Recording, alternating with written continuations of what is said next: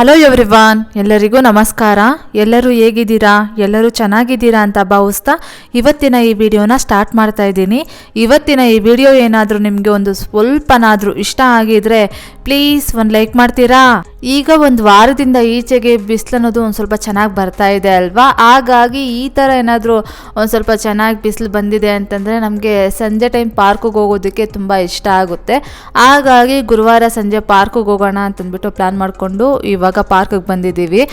ನೋಡೋದಕ್ಕೂ ಅಷ್ಟೇ ಇಲ್ಲಿ ವಾತಾವರಣ ಎಲ್ಲ ಚೆನ್ನಾಗಿರುತ್ತೆ. ಒಂದು ಸ್ವಲ್ಪ ಬಿಸಿಲಿತ್ತು ಅಂತಂದರೆ, ಇಲ್ಲ ಮೋಡ ಮುಚ್ಕೊಂಡಿತ್ತು ಅಂತಂದರೆ ಹೋಗೋದಕ್ಕೇ ಮನಸ್ಸು ಬರೋದಿಲ್ಲ. ಇವಾಗ ಪಾರ್ಕಿಗೆ ಹೋಗಿ ಪಾರ್ಕಲ್ಲಿ ಒಂದು ರೌಂಡ್ ವಾಕ್ ಮುಗಿಸ್ಕೊಂಡು ಬಂದು ಹಾಗೆ ಬರಬೇಕಾದ್ರೆ ಒಂದು ಸ್ವಲ್ಪ ತಿಂಡಿ ತಗೊಂಡು, ಇನ್ನು ನಾನು ಡೈಲಿ ಯೂಸ್ ಮಾಡೋದಕ್ಕೆ ಸ್ಟಿಕ್ಕರ್ ಇರಲಿಲ್ಲ.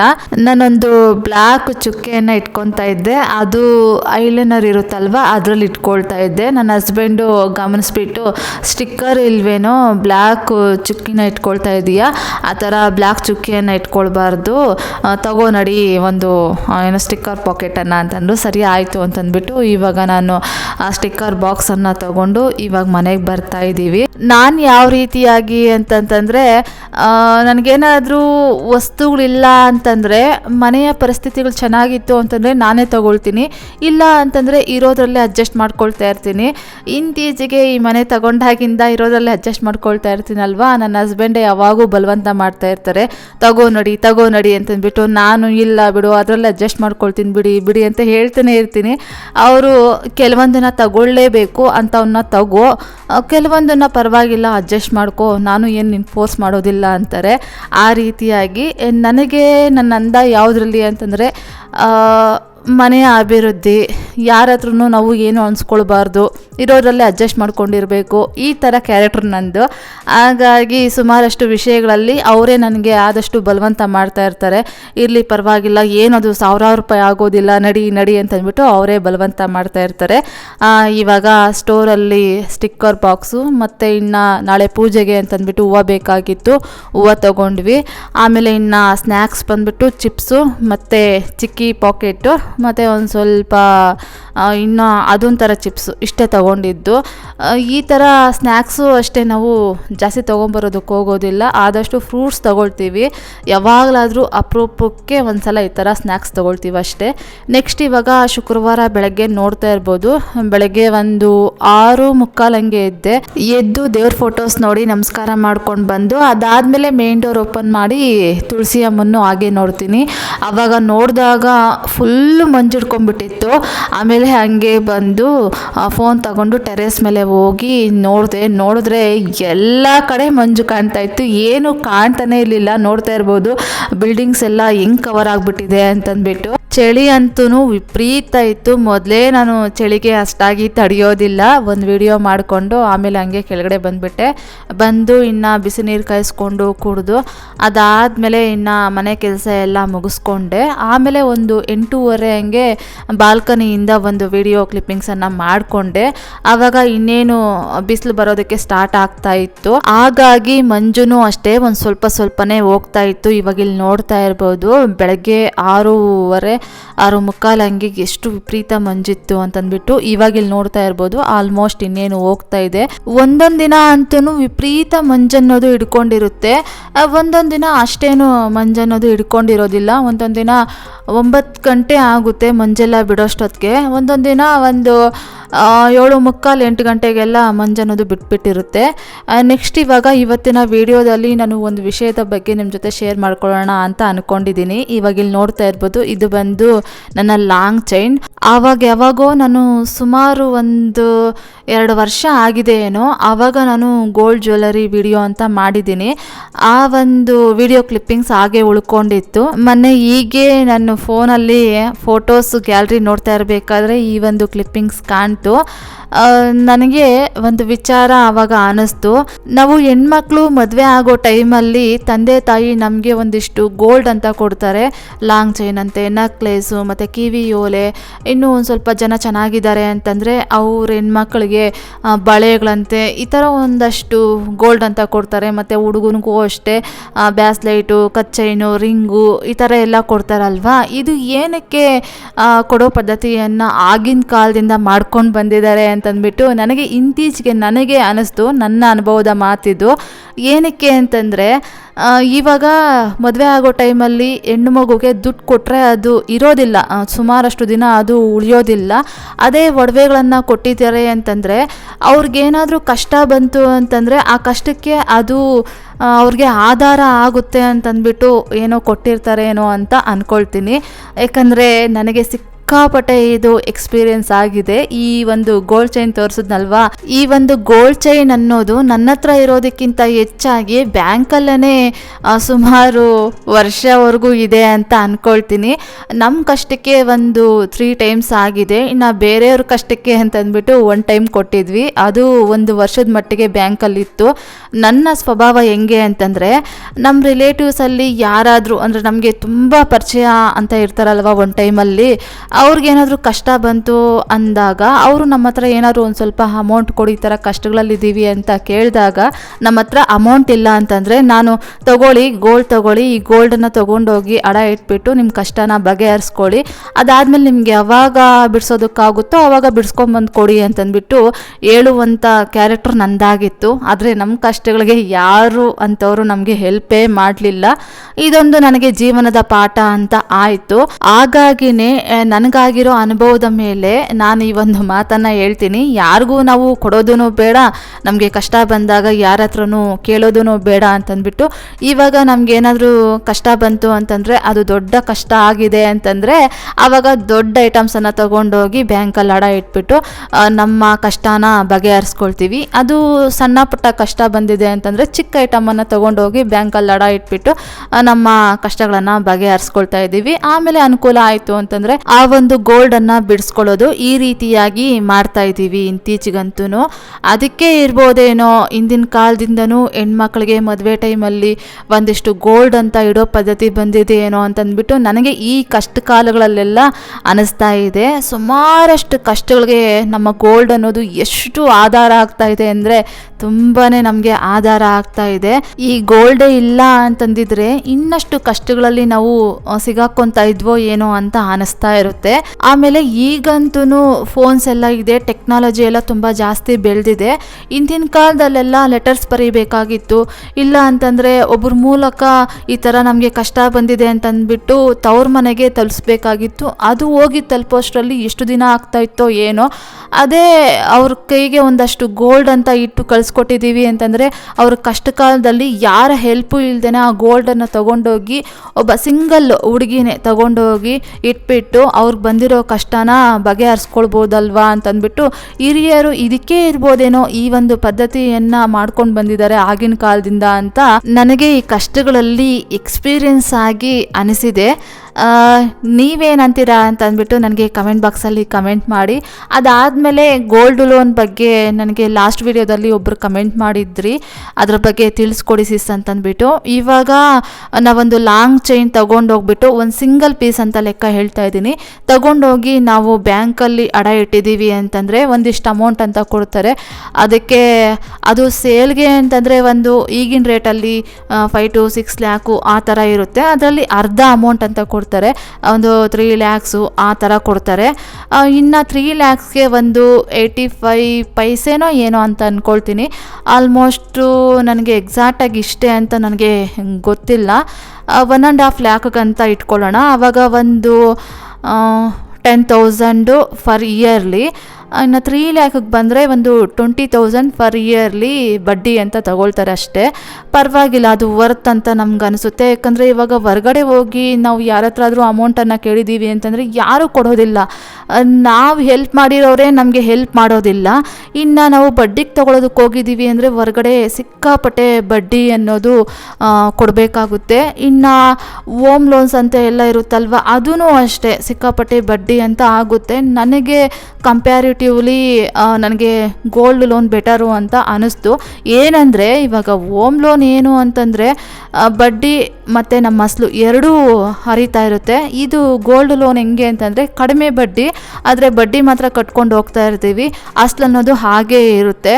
ನಾವು ಒನ್ಸ್ ಅಸಲು ತೊಗೊಂಡು ಹೋಗ್ಬಿಟ್ಟು ಕಟ್ಬಿಟ್ಟು ಗೋಲ್ಡನ್ನು ಬಿಡಿಸ್ಕೊಳ್ಬೇಕಾಗುತ್ತೆ. ಇನ್ನು ಇಯರ್ಲಿ ನಾವು ಬಡ್ಡಿಯನ್ನು ಕಟ್ಕೊಂಡು ಹೋಗ್ತಾ ಇದ್ದರೆ ಸಾಕು, ಅಸಲೇನು ಕೊಟ್ಟು ನಾವು ರಿನಿವಲ್ ಮಾಡಿಸೋದೇನು ಇರೋದಿಲ್ಲ. ಬೆಟರು ಅಂತ ನನಗನ್ಸುತ್ತೆ. ಗೋಲ್ಡ್ ಇದ್ದರೆ ಸಿಕ್ಕಾಪಟ್ಟೆ ಒಂದು ಮನೆಗೆ ಎಷ್ಟೋ ಹೆಲ್ಪ್ ಅನ್ನೋದು ಆಗುತ್ತೆ. ಒಂದೊಂದು ಸಲ ಅಂತೂ ನನಗೆ ಸಿಕ್ಕಾಪಟ್ಟೆ ಬೇಜಾರಾಗುತ್ತೆ. ನನ್ನ ಹತ್ರ ಇರೋ ಗೋಲ್ಡ್ ನನ್ನ ಅಲಂಕಾರಕ್ಕಿಂತನೂ ಹೆಚ್ಚಾಗಿ ಒಂದು ಮನೆಯ ಕಷ್ಟಗಳಿಗೇನೆ ಆಗ್ತಾ ಇರುತ್ತಲ್ವಾ ಅಂತಂದ್ಬಿಟ್ಟು ಅನಿಸ್ತಾ ಇರುತ್ತೆ. ಅದಕ್ಕೆ ನನ್ನ ಹಸ್ಬೆಂಡ್ ಯಾವಾಗಲೂ ರೇಗಿಸ್ತಾ ಇರ್ತಾರೆ, ನಿನ್ನ ಹತ್ರ ಇರೋ ಗೋಲ್ಡ್ ಲಾಂಗ್ ಚೈನನ್ನು ತಗೊಂಬಂದಿದ್ದು ಹೊಸದ್ರಲ್ಲೇ ನೀನಿನ್ನೂ ಹಾಕ್ಕೊಂಡು ಯೂಸೇ ಮಾಡಿಲ್ಲ, ಅಷ್ಟರಲ್ಲಿ ಇನ್ನೊಬ್ಬರು ಕಷ್ಟಕ್ಕೆ ಕೊಟ್ಟಿದೆಯಲ್ವಾ, ಅದಕ್ಕೆ ಅದು ಹೋಗಿ ಅವಾಗವಾಗ ಬ್ಯಾಂಕಲ್ಲಿ ಕೂತ್ಕೊಳ್ತಾ ಇರುತ್ತೆ ಅಂತಂದ್ಬಿಟ್ಟು ರೇಗಿಸ್ತಾ ಇರ್ತಾರೆ.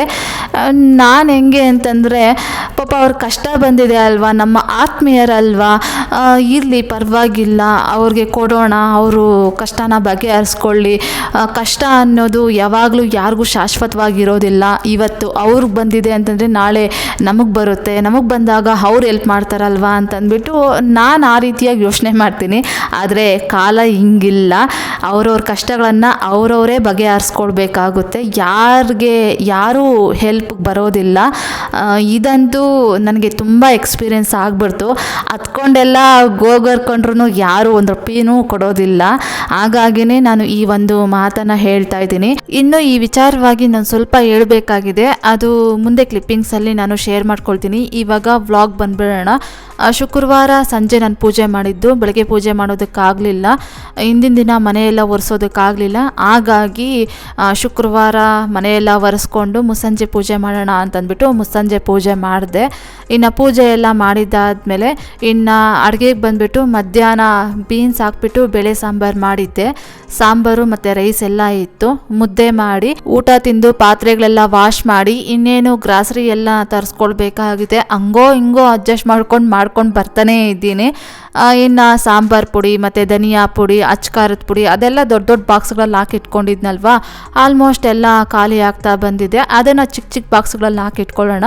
ಇನ್ನು ದೊಡ್ಡ ಬಾಕ್ಸ್ಗಳನ್ನೆಲ್ಲ ತೊಳೆದು ವಾಶ್ ಮಾಡಿ ಇಟ್ಟಿದ್ದೀನಿ ಅಂತಂದರೆ ಗ್ರಾಸರಿ ತೊಗೊಂಬಂದಾಗ ಬೇರೆ ಐಟಮ್ಸನ್ನು ಫಿಲ್ ಮಾಡಿ ಇಟ್ಕೊಳ್ಳೋದಕ್ಕೆ ಸರಿ ಹೋಗ್ಬಿಡುತ್ತೆ ಅಂತಂದ್ಬಿಟ್ಟು ಇವಾಗ ಎಲ್ಲ ಬಾಕ್ಸುಗಳನ್ನು ತೆಗೆದು ದೊಡ್ಡ ಬಾಕ್ಸುಗಳಲ್ಲಿ ಇರುತ್ತಲ್ವ ಗ್ರಾಸರಿ, ಸಾಂಬಾರು ಪುಡಿ ಈ ಥರ ಎಲ್ಲ ದೊಡ್ಡ ಬಾಕ್ಸುಗಳಲ್ಲಿ ಹಾಕಿ ಇಟ್ಕೊಂಡಿರ್ತೀನಲ್ವ, ಅದನ್ನೆಲ್ಲ ಡೈಲಿ ಯೂಸ್ ಮಾಡ್ತೀನಲ್ವ, ಆ ಬಾಕ್ಸಲ್ಲಿ ಹಾಕಿ ಇನ್ನು ಸ್ವಲ್ಪ ಏನಾದರೂ ಉಳಿದಿತ್ತು ಅಂತಂದರೆ ಇನ್ನೊಂದು ಅದಕ್ಕೆ ತಕ್ಕಂಥ ಬಾಕ್ಸನ್ನು ತಗೊಂಡು ಅದರೊಳಗಡೆ ಹಾಕಿ ಈ ಒಂದು ಬಾಕ್ಸಸ್ನೆಲ್ಲ ದೊಡ್ಡ ಬಾಕ್ಸಸ್ನೆಲ್ಲ ವಾಶ್ ಮಾಡಿ ಇಟ್ಕೊಂಡಿದ್ದೀನಿ ಅಂತಂದರೆ ಗ್ರಾಸರಿಯನ್ನು ತೊಗೊಂಬಂದಾಗ ಬರೀ ಕ್ಯಾಬಿನೆಟ್ಸ್ ಮಾತ್ರ ಕ್ಲೀನ್ ಮಾಡಿಕೊಂಡು ಆಮೇಲೆ ಗ್ರಾಸರಿನೆಲ್ಲ ಬಾಕ್ಸುಗಳಲ್ಲಿ ಹಾಕಿ ಫಿಲ್ ಮಾಡಿ ಜೋಡಿಸಿಟ್ಕೊಳ್ಳೋದಕ್ಕೆ ಸರಿ ಹೋಗ್ಬಿಡುತ್ತೆ ಅಂತಂದ್ಬಿಟ್ಟು ನಾನು ಲಾಸ್ಟ್ ಮೂಮೆಂಟಲ್ಲಿ ಈ ಥರ ಮಾಡ್ತಾ ಇರ್ತೀನಿ.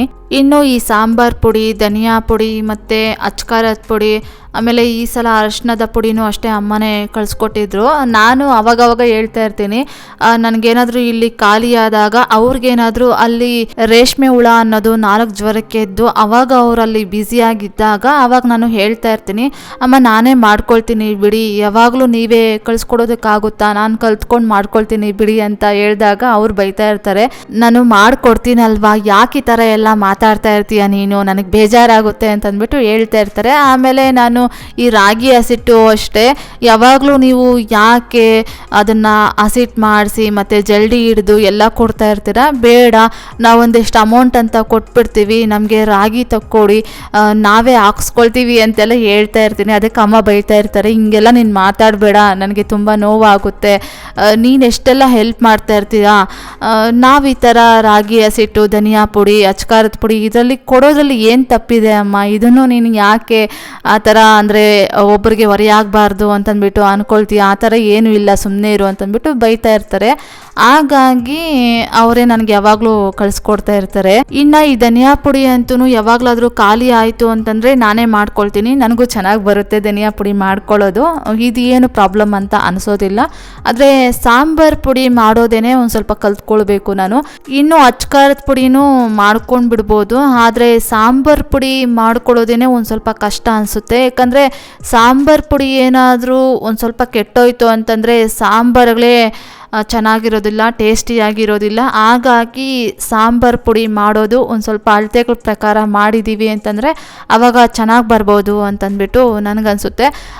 ನನ್ನ ಅಡುಗೆಗಳು ಯಾವ ರೀತಿಯಾಗಿ ಅಂತಂದರೆ, ನನಗೆ ಕಣ್ಣಳತೆಯಲ್ಲಿ ಅಡುಗೆ ಮಾಡೋದಕ್ಕೆ ಬರೋದಿಲ್ಲ. ಯಾವ ರೆಸಿಪಿಗಳಾಗಿರ್ಬೋದು, ನಾನು ಅಳತೆ ಪ್ರಕಾರ ಅಡುಗೆಗಳನ್ನು ಮಾಡಿದ್ದೀನಿ ಅಂತಂದರೆ ತುಂಬ ಚೆನ್ನಾಗಿ ಬರುತ್ತೆ.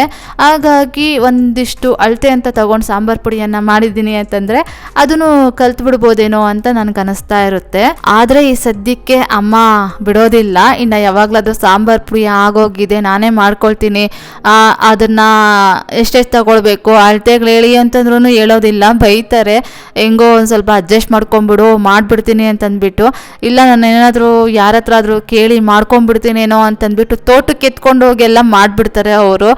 ಇವಳು ಹಠಮಾರಿ, ಯಾರ ಹತ್ರ ಆದರೂ ಹೇಳಿಸ್ಕೊಂಡು ಮಾಡ್ಕೊಂಬಿಡ್ತಾಳೆ ಅಂತಂದ್ಬಿಟ್ಟು ಅವ್ರು ಎಷ್ಟೇ ಬ್ಯುಸಿ ಆಗಿದ್ರು ಸಹಿತ ಒಂದು ಐಟಮ್ಸ್ನೆಲ್ಲ ತೊಗೊಂಡೋಗಿ ತೋಟಕ್ಕೆ ತೊಗೊಂಡೋಗಿ ಅಲ್ಲಿ ಒಲೆನೆಲ್ಲ ಸೆಟ್ ಮಾಡಿಕೊಂಡು ಅಲ್ಲೆಲ್ಲ ಹುರ್ಕೊಂಡು ಇನ್ನು ಮಷಿನ್ಗೆಲ್ಲ ಹಾಕ್ಸ್ಕೊಂಡು ಸಾಂಬಾರು ಪುಡಿ ರೆಡಿ ಮಾಡಿ ಕಳಿಸ್ಕೊಟ್ಬಿಡ್ತಾರೆ. ಹಾಗೆ ಅಮ್ಮ, ನಾನು ಕೇಳ್ತಿರ್ತೀನಿ ಅವಾಗವಾಗ, ಅಳತೆ ಹೇಳಿ ಅಮ್ಮ, ನಾನೇ ಮಾಡ್ಕೊಳ್ತೀನಿ ಅಂತ ಹೇಳ್ತಾ ಇರ್ತೀನಿ. ಆದರೆ ಅವರು ಅಳತೆಗಳನ್ನು ಹೇಳೋದಿಲ್ಲ.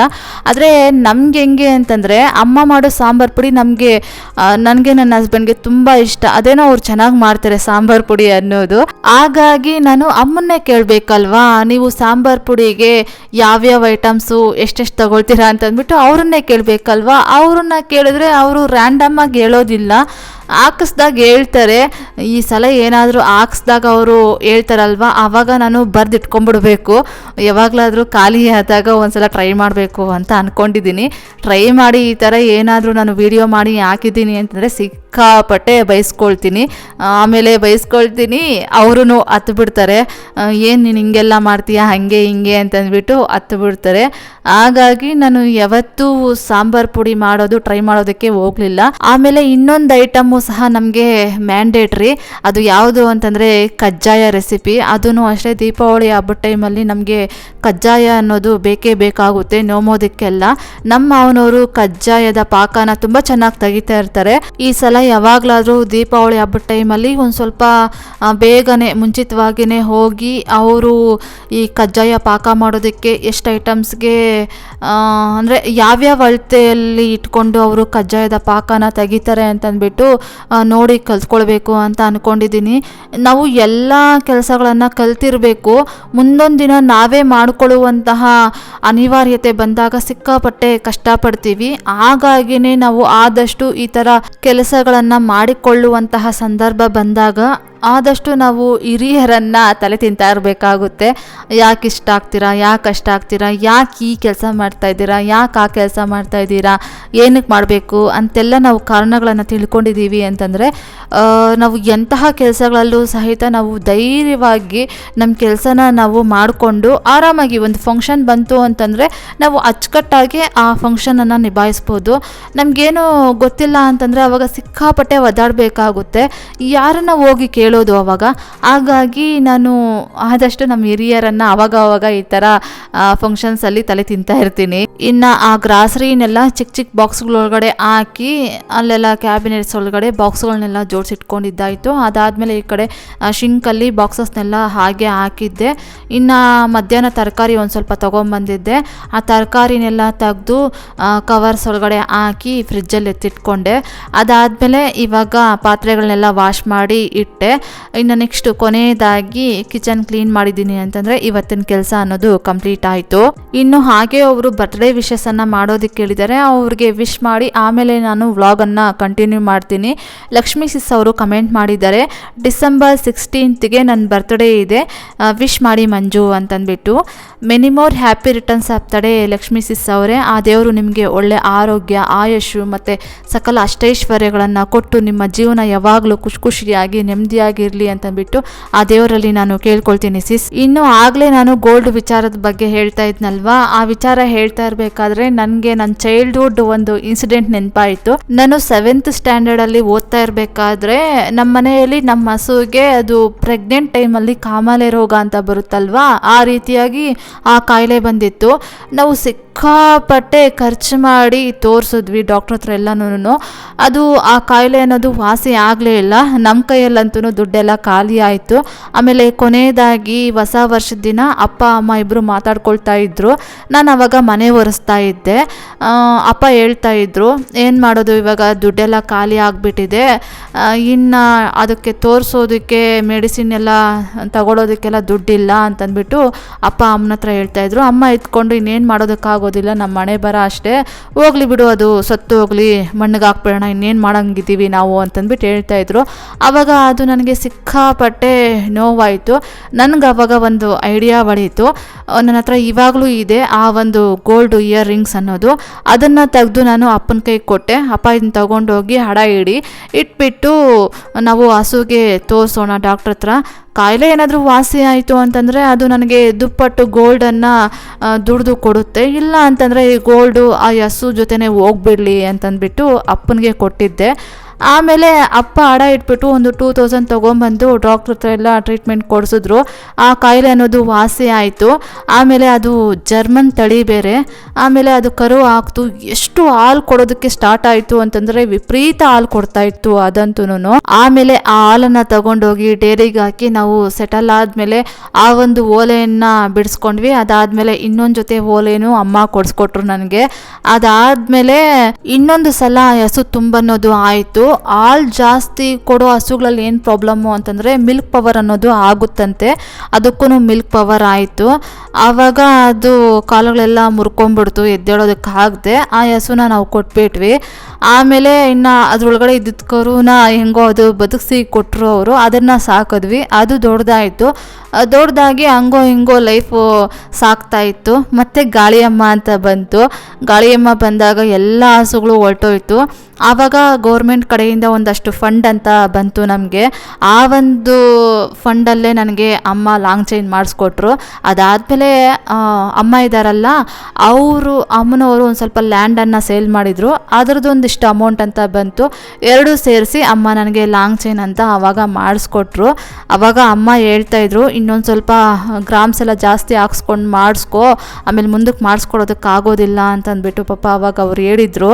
ಆದರೆ ನಾನೇ ಅವಾಗೆಲ್ಲ ಒಂದು ಸ್ವಲ್ಪ ದುಡ್ಡಿಗೆ ಕಷ್ಟ ಇತ್ತಲ್ವ, ಹಾಗಾಗಿ ಅದಕ್ಕೂ ನಾನು ಬೇಡ ಅಂತಂದ್ಬಿಟ್ಟು ಹೇಳಿದ್ದೆ. ಅಮ್ಮನೇ ಇಲ್ಲ ಇವಾಗೆಲ್ಲ ಉಳು ಮನೆ ಎಲ್ಲ ಆಗಿದೆ, ತಗೋ ಇಲ್ಲಾಂದರೆ ಮುಂದಕ್ಕೆ ಆಗುತ್ತೋ ಇಲ್ವೋ ಅಂತಂದ್ಬಿಟ್ಟು ಅಮ್ಮ ಹಠ ಮಾಡಿ ಪಾಪ ಒಂದು 50 ಗ್ರಾಮ್ಸಲ್ಲಿ ಆ ಒಂದು ಲಾಂಗ್ ಚೈನನ್ನು ಮಾಡಿಸ್ಕೊಟ್ರು. ನನ್ನ ಹತ್ರ ಇರೋ ಗೋಲ್ಡಲ್ಲಿ ತುಂಬ ಸಲ ಬ್ಯಾಂಕಿಗೆ ಹೋಗಿರೋದು ಅಂತಂದರೆ ಆ ಒಂದು ಲಾಂಗ್ ಚೈನೇ. ಇನ್ನೆಲ್ಲ ಹಂಗೋ ಹಿಂಗೋ ಇರುತ್ತೆ, ಒಂದೊಂದು ಟೈಮ್ ಹೋಗಿ ಬಂದಿದೆ ಅಷ್ಟೇ. ತುಂಬ ಸಲ ಹೋಗಿರೋದು ಅಲ್ಲೇ ಇರೋದು ಅಂತಂದರೆ ಲಾಂಗ್ ಚೈನ್ ಒಂದೇನೆ. ಇದಾಗಿತ್ತು ಫ್ರೆಂಡ್ಸ್ ಇವತ್ತಿನ ಈ ವಿಡಿಯೋ ಏನಾದರೂ ನಿಮಗೆ ಒಂದು ಸ್ವಲ್ಪನಾದರೂ ಇಷ್ಟ ಆಗಿದ್ರೆ, ಮೋಟಿವೇಶನ್ ಅನಿಸಿದರೆ please do like, share, comment and subscribe to my channel. Thank you for watching my video. Have a nice day. Bye.